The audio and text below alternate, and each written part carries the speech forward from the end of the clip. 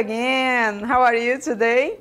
E aí, nós vamos continuar a nossa revisão de hoje. Já vimos bastante conteúdo aí com a Teacher Fernanda e temos bastante ainda para ver nessa segunda parte da aula. Então, pegue o seu caderno, já deixa logo aberto aí para procurar o conteúdo que a gente estava revisando, verifica se anotou direitinho, se está tudo ok, ou se passou alguma coisa batido, e já deixa anotado também, porque tem a nossa parte da interatividade. Então, tem que aproveitar todas as oportunidades hoje, que daqui a pouquinho já é a nossa avaliação, certo? Vamos lá? Todo mundo concentrado? Let's take a look here with me. Vamos ver a cartela.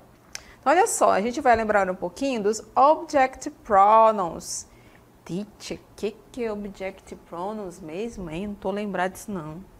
Gente, acompanha comigo a leitura aí, ó. São usados para substituir o nome de alguém ou de uma coisa na frase. Então, para que eu vou usar? Substituir. Substituir o nome de alguém ou de uma coisa na frase, certo? Então, eles têm função de objeto. Como a gente pode ver aqui, objeto direto ou indireto. Vocês já viram essa expressão lá na nossa língua portuguesa, é isso mesmo que vocês estão pensando. É a mesma ideia, a gente tem essa mesma função também na língua inglesa, tudo bem? Então, esses Object Pronouns, eles têm a função de objeto direto ou indireto, e eles são posicionados aonde? Ó, isso é importante você lembrar. Sempre, onde, gente? Após o verbo, tá? Então, a posição deles na frase é sempre após o verbo. Então, fiquem atentos. Object Pronouns não iniciam frases. Quem inicia a frase são os pronomes pessoais que vocês viram com a Teacher Fernanda. I, you, he, she, Maria, João. Tudo bem? Então, nomes ou pronomes que iniciam as frases. Os objetos direto ou indireto, eles são sempre posicionados após o verbo, tá, gente? Não esqueçam desse detalhe importantíssimo. E lembrando que eles são usados para quê? Substituir o nome de alguém ou de uma coisa na frase. Vamos ver a nossa lista deles agora para a gente relembrar. Então, olha só, eu coloquei aqui para vocês os pronomes pessoais singulares, certo? Do singular, tudo bem? Para a gente relembrar. E para cada pronome pessoal desse, ó, he, she, it, a gente tem um correspondente como Object Pronoun, tudo bem? Certo? A gente tem um equivalente a ele como Object Pronoun, com função de objeto, certo? Então, esse aqui tem função de sujeito, I, e o que tem equivalente a ele com função de objeto é essa palavrinha aqui, ó, me, me, me. Por exemplo, na frase, she loves me, ok? Esse me significa o quê? Me ou a mim. Ou seja, essa frase aqui, ela está dizendo o quê? Ela me ama. She loves me. Então, no caso aqui, gente, eu não posso utilizar um pronome pessoal. She loves I. Ela ama eu. Não, não existe isso. Então, no caso aqui, a gente utiliza os Object Pronouns, que são essa lista aqui que a gente está vendo agora. Tudo bem? Então, observam aqui, ó, eu coloquei logo após o verbo loves. She loves me. Então, sempre a posição dessa listinha aqui que a gente está vendo, ó, é sempre logo depois do verbo, tudo bem? Então, para esse pronome I, o meu pronome com função de objeto é me, que significa me ou mim. O you, que significa você. O object pronoun dele é you também, se escreve da mesma forma. Só que a diferença é o significado, ó. Lhe, ou a, te, ti ou a você, tudo bem? Então, por exemplo, eu poderia escrever aqui she loves you. Ela o ama, ela a ama, ok? Tudo bem? Então, próximo aqui, que é ele, he. Qual é o que tem equivalente a ele com object pronoun? É o him, que significa lhe, ou ele. Tudo bem, people? Próximo aqui é she, que é ela. Qual é o equivalente ao object pronoun? é a palavra her. O her significa lhe, a ela, tudo bem? Mais um outro aqui que é o it, pronome pessoal. E o outro com função de objeto é a mesma forma que escreve, mas o significado é lhe ou a. Tudo bem? Então aqui, essa é a nossa lista de object pronouns, pronomes com função de objeto. Então, essa listinha aqui que vocês têm que lembrar delas, tá? Então, me, you, him, her, it. Então, esses aqui, essa lista do singular, ok? Singular. Pronomes com função de objeto do singular.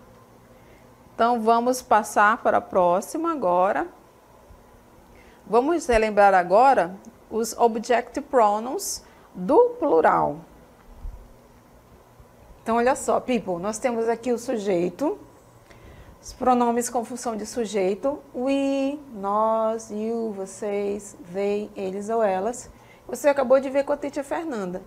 E aqui, para cada sujeito desse, a gente tem um equivalente como função de objeto. Olha só, para o pronome nós aqui, we, qual é o que tem função de objeto? É a palavra as, que significa nos. Então, por exemplo, he loves us. Então, o que eu estou dizendo aqui? Ele nos ama. He loves us. Tudo bem? Onde que eu coloquei o as? Logo depois aqui do verbo, ó. Tudo bem? E onde é que está aqui? Quem é o pronome que está começando a frase? Pronome com função de sujeito, ó. Certo? Próximo, pronome com função de sujeito, you, vocês. E aqui o meu com função de objeto é you. Escreve da mesma forma. Mas o significado é diferente. Anotem aí, ó. Lhes, a, ou a vocês. Tudo bem? Então, vão relembrando aí. Confira as anotações de vocês se está tudo direitinho.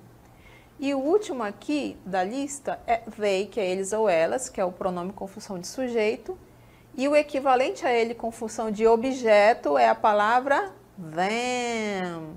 Them, que significa lhes, os, as. Então, se eu escrevesse aqui o them, ficaria assim, né? Ele, he, loves them. Ele os ama. Ele as ama. Certo, people? Então, para cada pronome que tem função de sujeito, vocês têm um com função de objeto. Então, qual é o que a gente está vendo de função de objeto?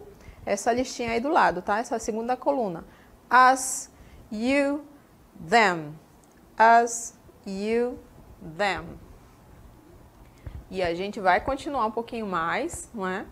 Porque a gente acabou de ver os pronomes com função de objeto. Tudo bem, people?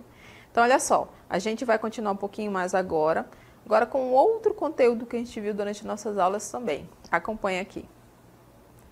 Agora a gente vai relembrar os gêneros textuais. Olha só, lembram-se deles? Gêneros textuais? Então, nós temos tipos de gêneros textuais. Vamos relembrar. Pegue as anotações de vocês aí, vê se está tudo completo, se não faltou nenhum. Então, o primeiro deles, que a gente já viu, foi o romance. O romance. Então, é um tipo de gênero textual, certo? Eu sempre conto uma história romântica entre um personagem e outro. Acontece um amor ou acontece algo de repente que os separa, certo? Então, essa é a ideia do romance. O conto é sempre uma história bem curtinha, certo? Conto também é um tipo de gênero textual. Crônica também pode ser algo do dia a dia. Crônica. Poema, certo? Esse daqui é um tipo que a gente escreve na forma de estrofes, não é bem um texto escrito, na forma de estrofes. Ensaio também é um outro tipo de gênero textual, ensaio. Biografia, a gente vai já ver um exemplo de biografia também, não é? Biografia. Temos também outros tipos de gênero textual. Olha só, o diário É interessante que vocês façam um de vocês também, né? É muito interessante que você escreva porque você fixa, né, as suas ideias, né? Você pode ver o seu progresso de acordo com o que você tem como objetivo para manter o seu diário. A notícia também é um tipo de gênero textual, notícia. Artigo de opinião, então tá bem claro aí, né? Um artigo de opinião, algo que você tem a falar sobre aquilo, na sua opinião, você quer falar o que você pensa. Que a resenha também é algo que a gente fala sobre, por exemplo, um livro. Então você quer fazer um resumo sobre o que está falando aquele livro, é uma resenha. E também, olha só, o e-mail. O e-mail também é um tipo de gênero textual. Então essa lista que a gente acabou de ver são gêneros textuais. Então, lembre-se que esses são os tipos que a gente tem de gêneros textuais. Vamos continuar vendo um pouquinho mais. Agora a gente vai conversar sobre a timeline. Timeline, que é a linha do tempo. Então, observe que a palavra line, que é linha, e time, tempo, né? Então, linha do tempo. Então, a timeline, confiro aí, ver se está tudo direitinho nas anotações de vocês. O que se trata a timeline? Então, a timeline é uma organização cronológica de informações e fatos importantes em um determinado período de tempo. Então, poderia ser dessa forma aqui, né? Em 1998 aconteceu tal informação, certo? Aí continuou, 2008 aconteceu outra informação, você coloca aqui. 2021, então aconteceu outro fato. Então, é uma sequência, você vai seguindo no tempo aqui. De acordo com o tempo vai correndo aqui, você vai colocando as mudanças que vão acontecendo de acordo com o que você quer informar nesse período de tempo. Então, essa é uma timeline que você vai informando à medida que o tempo passa. Então, no caso aqui, no meu período de tempo que eu marquei aqui nessa timeline, eu parei em 2021, poderia ter parado aqui agora em 2022, o que aconteceu, por exemplo. Então, nessa linha de tempo entre 1998 até 2022, aconteceram tais fatos que eu quero descrever aqui nessa minha timeline, nessa minha linha do tempo. Temos também ainda, vamos ver o próximo, a biografia. A gente viu a biografia como um gênero textual, não é? Então, o que exatamente conta a biografia? Vamos analisar aqui comigo, confira aí as anotações de vocês, do que se trata especificamente essa biografia. Então, a biografia é um tipo de texto que conta a história de uma pessoa, tá? Então, eu quero contar a história de um artista famoso, eu quero contar a história de um grande escritor, eu quero contar a história da minha mãe. Então, depende de quem você quer contar. Então, conta a história de uma pessoa. Geralmente, essas biografias, né, são personalidades da ciência, da política, cultura e esporte. Então, em geral, são pessoas que se destacam nessas áreas, né, da ciência, da política, da cultura e dos esportes. E tem duas formas que eu posso escrever a biografia. Ela pode ser escrita em primeira ou terceira pessoa. Como assim primeira pessoa? Então, primeira pessoa, quando você mesmo escreve, não é? A sua biografia. Ah, e na minha vida aconteceu tal coisa, tarará, tararé, tiriri. Você está descrevendo. Terceira pessoa. No caso da terceira pessoa, você está falando de outra pessoa, não é? Você está contando a história dela, né? Está descrevendo o que aquela pessoa fez. Né? Por exemplo, Ayrton Senna foi um grande corredor, ele se destacou, ele ganhou tais corridas. Então, você está falando sobre aquela pessoa, você está escrevendo sobre uma outra pessoa. Tudo bem? Então, pode ser dessas duas formas aí, quando você vê a forma de uma biografia, em primeira ou terceira pessoa. E a gente vai relembrar aqui um pouquinho de um texto que a gente viu sobre uma pessoa. Vamos dar uma olhada aqui. Então, olha só. Aqui a gente começa uma pequena biografia de uma pessoa e a gente vai analisando aqui quem será, não é? Então, aqui já começa dizendo que ele é Brazilian. Então, Brazilian vem da palavra Brasil, ou seja, Ele é uma nacionalidade, é brasileiro. Então, comedian é comediante. O que ele é mais, essa pessoa, ele ou ela, né? YouTuber, tá sempre, né, postando vídeos no YouTube. Singer, olha só a dica, singer é cantor. And actor, actor, ator. Então, essa pessoa que a gente está descrevendo aqui, que é a biografia, né, curtinha sobre ele, ele é um youtuber, ele é um cantor, ele é um ator e ele é um comediante brasileiro. Então, known, conhecido por quê? Pelo seu humor videos on YouTube. Então, vídeos de comédia, né? Since 2013. Então, desde 2013, desde esse tempo. E performs in the trap scene or using the stage name Lil Wind. Então, ele tem um nome, né? Que ele atua nesse cenário cômico de humor como Lil Wind. Então, aqui nessa data, em October 2016, his channel, que é a palavra canal, channel, became the Brazilian channel with the most subscribers on YouTube. Então, nesse ano, o canal dele foi o que ganhou mais inscritos no YouTube.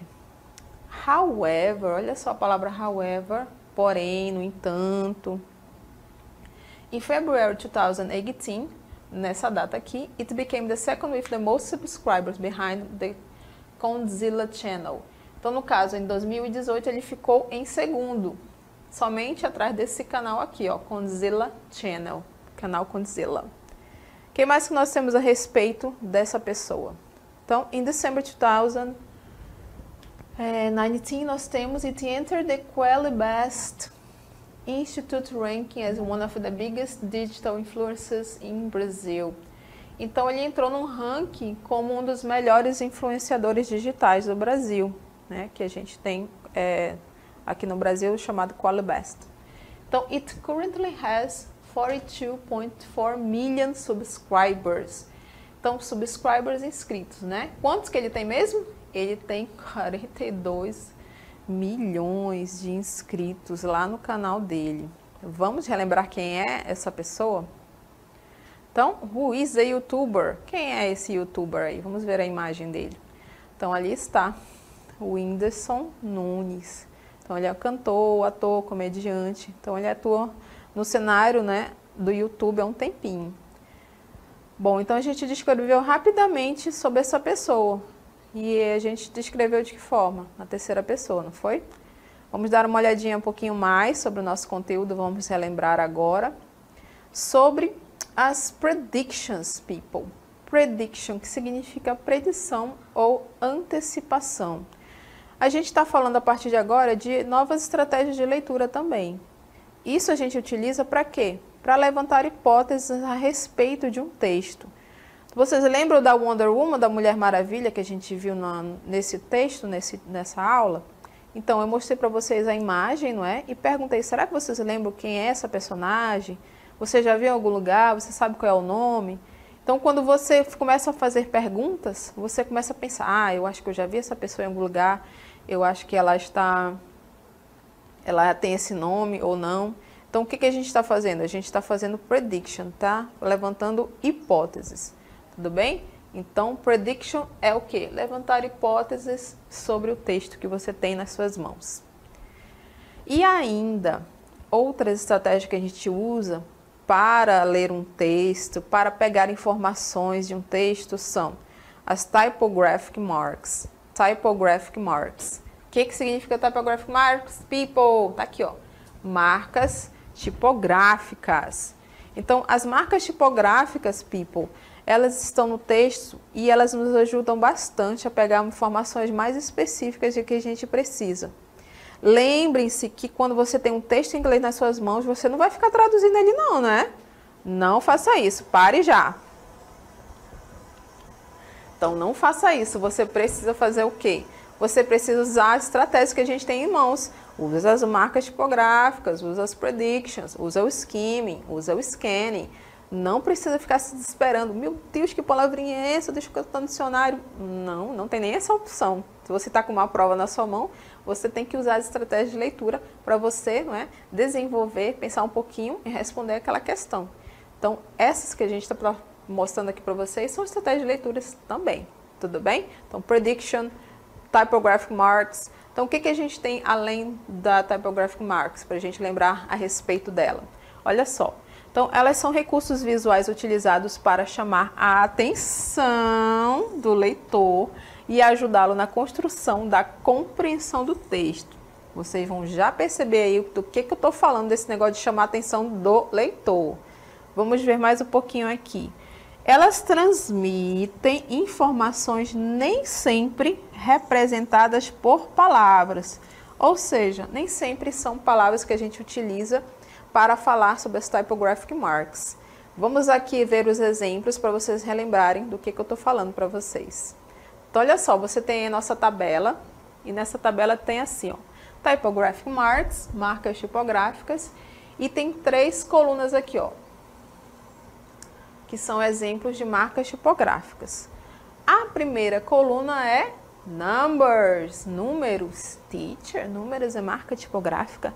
Sim, people. Se eu perguntar para vocês numa prova, que ano nasceu fulaninho de tal, o que você vai procurar no seu texto? O nome de uma pessoa? Não, você vai procurar o número, não é? Então, procura lá o ano que a pessoa nasceu, 1900 bolota, e 2000 e tantos. Procura o number, é uma marca tipográfica. Então, aqui, 26, 2008, 13, 1993, 4. Então, numbers são marcas tipográficas. Anotem aí. Se passou batido no caderno de vocês, procure, coloque e preencham aí que está faltando. Numbers, marcas tipográficas.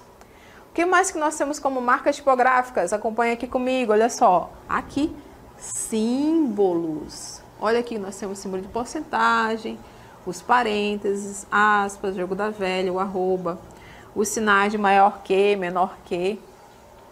Então, tudo isso, se você for analisar um texto, eles perguntaram uma pergunta específica, você vai, pega os símbolos também, aproveita eles, que eles estão sempre dizendo alguma coisa diferenciada para você. Então, lá quando diz que nem sempre a gente utiliza a palavra, ele está falando isso aqui, ó, né? Números e símbolos, tudo bem? E a gente também tem mais uma outra coluna aqui de marcas tipográficas. Quais são? Observe aqui junto comigo. Nós temos os tipos especiais. Como assim? É porque são aqueles que se destacam lá dentro do texto. Lembram que a gente falou, né, várias vezes sobre o texto, não é verdade? Então, toda vez quando você começa a ler um texto, lá no título, ele está apagadinho, escondido, pequenininho a letra? Não, o título de um texto, ele está destacado. Em geral, ele está com uma letra maior, ele está aqui. E está em negrito, ou está numa cor diferenciada. Você pode perceber isso lá, e bem grande, certo? Assim como o subtítulo. O subtítulo fica logo destacado embaixo do título, fica separado um pouquinho do texto principal, não é verdade? Então, também é uma marca tipográfica. Os tipos de fonte, ó, itálico, negrito, sublinhado, são também as marcas tipográficas que a gente utiliza, né, para nós fazermos leitura de um texto, para nós analisarmos um texto. Então, toda vez quando o autor quer destacar algo diferenciado no texto, ele vai utilizar as marcas tipográficas. Então, por exemplo, a palavra em itálico, né? Você não tem como você não ver uma palavra assim, destacada. Em negrito, sublinhado. Por quê? Qual é o objetivo que ele tem com isso? Porque ele quer que você observe aquela informação. Aquela informação ele quer que você veja e quer que você saiba que é importante. Ele quer destacar para você por algum motivo. Nós temos ainda também outros tipos de marcas tipográficas, como por exemplo as tabelas. Então aqui a gente acabou de ver a nossa tabela lá, não foi? Aqui também é um outro modelo de tabela, certo? Então aqui você tem a informação principal logo iniciando aqui no começo da nossa tabela, o título lá em cima bonitinho. Olha lá, está destacado, né? As informações aqui embaixo estão um pouquinho menores. Olha aqui, está em negrito, destacado. Observaram? É marca tipográfica. Assim como esse modelo aqui também é uma marca tipográfica, porque é uma tabela. Estou com a minha informação toda aqui dividida em colunas. E esse tipo de tabela aqui, ela foi feita em colunas com cores diferentes, para você saber que as informações são diferentes. Legal, né? E temos também um outro tipo, acompanhe aqui comigo. Aqui no caso eu tenho os gráficos. Esse gráfico aqui foi feito na forma de pizza, então para cada cor eu tenho uma informação diferente. Tudo bem, gente? Thank you so much pela participação de todos e see ya! See you, bye bye.